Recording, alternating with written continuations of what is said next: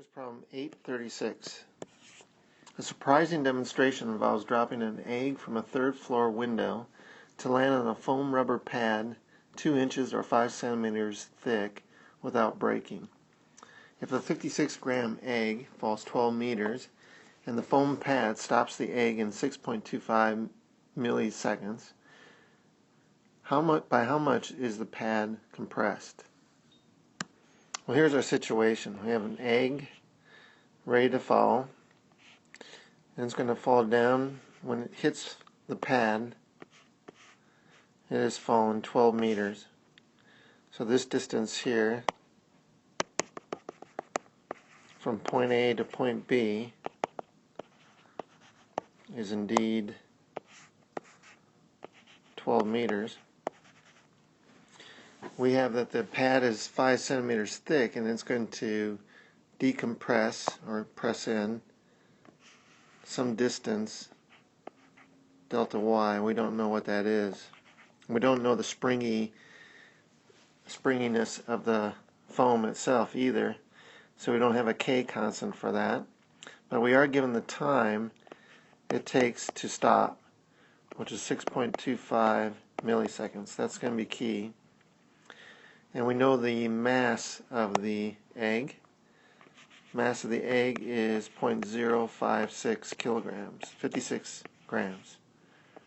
Alright, let's look at the first part of this problem, and that is conservation of energy. We have the kinetic energy at A plus potential energy at A plus any work done along the way equals kinetic energy at B plus the potential energy at B. In this case, we're going to start from rest. Kinetic energy at A is 0. We're going to hit point B where we'll have some kind of velocity right before we hit the foam.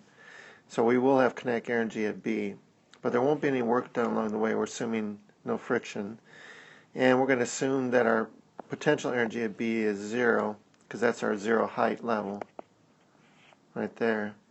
So we strictly have that mg, height at A, is going to be equal to 1/2 mass velocity at B squared. Masses cancel out, and we have that the velocity of B is going to equal 2g height at A square root. Well, we've seen this before. This is a basic result for if we start from rest and we go down to a lower height. That's our velocity at the lower height. But we just derived it again. So this is equal to 2 times 9.8 times 12 meters square root, and that is what? 15.336 meters per second. Alright, so now we're ready for the second part of this problem, and it's actually going to have to be kinematics because we're given time for when it stops. So normally if we're dealing with the energy considerations, then we're time independent. It doesn't matter the time. We're just looking at 2 points. But now we're concerned with time, so it's a kinematics problem. Our initial velocity is going to be the 15.336 that we just figured out as we're just starting to hit the foam. Our final velocity will be 0 because we're going to stop. We don't know the acceleration, but we do know the time is 6.25 milliseconds. And we want to find our displacement delta y into the foam. So that's the problem we have, and that looks like kinematic equation number 2. Displacement delta y is equal to initial velocity plus final velocity divided by 2 times time.